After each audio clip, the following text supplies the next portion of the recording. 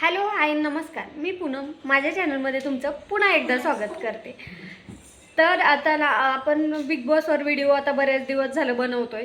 तर कालचा एपिसोड झाला। कालच्या एपिसोडमध्ये प्रभूचे आई वडील आणि भाऊ आलेला। नंतर कालच्या एपिसोडमध्ये अजून कोण आलं होतं, दीपाली ताईंची फॅमिली आली होती। तर आता थोडंसं दीपाली ताईच्या फॅमिलीबद्दल बोलूया। आता एका याने तुम्ही बोलताल की रिॲक्ट नाही दीपाली ताई झाली, तिच्या सासूचं समजल्यावर तिच्या नवऱ्याला खूप दुःख झालं, असं तसं असं बघायला गेलं तर। पण असं नाही की दीपाली ताईला पण दुःख झालंय असं होऊच शकत नाही, कारण त्यांचा मुलगा आता एवढा मोठा झालाय म्हणल्यानंतर त्यांनी आणि दीपालीला खरंच खूप दुःख झालं बरं का। आणि दुःख झालेलं पण त्यांनी ते एडिटिंगमध्ये कट केलं असणार आहे। आणि खरं तर आता गेलेला माणूस हा गेलाच आणि 1-1.5 महिना झाला होता, त्यामुळं कदाचित त्यांना ते जाणवलं वगैरे असेल। पण ठीक आहे, इट्स ओके। आता इतकं काही दिसलं नाही आहे तिथं किंवा इतकं दाखवलं गेलं नसेल, कदाचित त्यांचा गेम वीक दिसू शकतो म्हणून दाखवलं नसेल। पण आता आपण येऊया की प्रभूच्या फॅमिलीकडे। आता प्रभूची फॅमिली आली होती, तर तन्वी बोललेली की प्रभूची फॅमिली आली, तिचा भाऊ, नंतर आई वडील हे तिघंजण आले होते। नंतर प्रभूला जे काय आवडतं ते खायला घेऊन आले होते। तर खरं तर स्पेशली म्हणजे आपण एका गोष्टीबद्दल बोलणार आहे, ते म्हणजे तन्वीनी प्रभूच्या आईला दिलेली साडी। आता खरं तर जे गावाकड लोक आहेत किंवा जे असे सर्वसाधारणच जे शेतात काम करतात वगैरे, तर ते लोक एकदम साधे आणि असे एकदम असे गावंढळ वाटण्यासारखेच असतात। त्यांचा स्वभाव साधा असतो, पूर्णपणे सगळ्या गोष्टी साध्याच असतात। पण ही पण एक गोष्ट करायला, म्हणजे जे तन्वीनी केलं ना, ती पण एक गोष्ट करायला हिंमत लागते बरं का। कारण आपली 2 ते 3 हजाराची साडी आपण स्वतःसाठी चॉईस करून एवढी आणलेली, ती अशीच म्हणजे देणं, अशीच म्हणता येणार नाही, पण ती एखाद्याला अशीच देणं, ऑन दी स्पॉट देणं, म्हणजे काही कल्पना नसताना किंवा एखाद्यासाठी आपण घेतली वगैरे तरी पण आपल्याला काय वाटत नाही। पण अशीच देणं म्हणजे थोडंसं ते मनाला लागण्यासारखं आहे, असतं बायकांच्या। आणि स्पेशली बायकांचं साडीवर खूप प्रेम असतं, त्यामुळं बायका सहजासहजी कुणाला स्वतःची साडी देत नाही। तर सहजासहजी बायका कोणालाही स्वतःची साडी देत नाहीत, हे कदाचित सगळ्याच बायकांबाबतीत होतं। पण क्वचितच अशा बायका असतात की मोकळ्या मनाने किंवा पैशाचा विचार न करता एक माणूस बघणं, किंवा एक काहीतरी तन्वीनी शब्द दिला होता ना प्रभूला की मी तुझ्या आईला छान साडी चॉईस करून देईन म्हणून। पण खरंच ती मुमेंट ना खूप खूप म्हणजे खूप छान वाटली। आणि तुम्हाला पण कसं वाटलं म्हणजे ते तन्वीनं दिलं ते?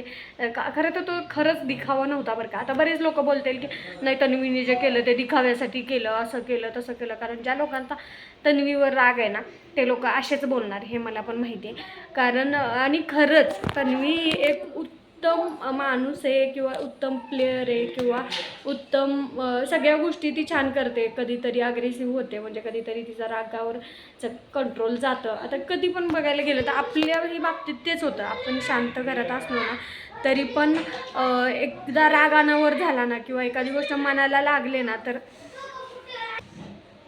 लागली नाही एखादी गोष्ट, तर नाही होतं, चिडचिड होते माणसाची किंवा माणूस अग्रेसिव्ह होतं, हे होतं ते होतं। पण तन्वीनी जे काय पहिल्या आठवड्यात तेवढा तिचा गेम वीक होता, नाहीतर पहिल्या आठवड्यापासूनच, दुसऱ्या आठवड्यापासूनच ती खूप छान खेळली। मध्ये एक आठवडा गेला ती अग्रेसिव्ह झाली, चिडचिडपणा तिने केला, पण नंतर तिने अजून तिचा गेममध्ये कमबॅक केला। नंतर ती काटा ग्रुप, स्पेशली ग्रुप हा तिने बांधून ठेवला आहे। ग्रुपमध्ये म्हणजे सगळ्या लोकांना जीव लावणं किंवा प्रत्येक गोष्ट ही तन्वी करते।